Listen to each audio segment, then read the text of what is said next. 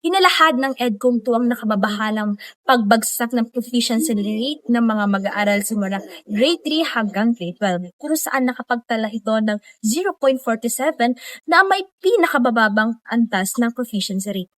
At question din ang mass promotion kung saan inuungkahi itong patanggal.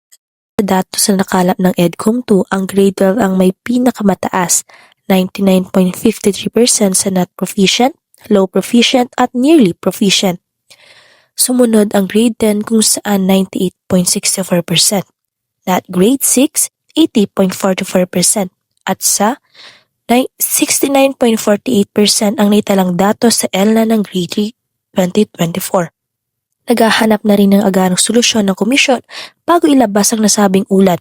Nangangailangan rin ng mabisang pagsasaayos ng kurikulum upang matiyak ang hindi na muling bumaba ang student proficiency rate.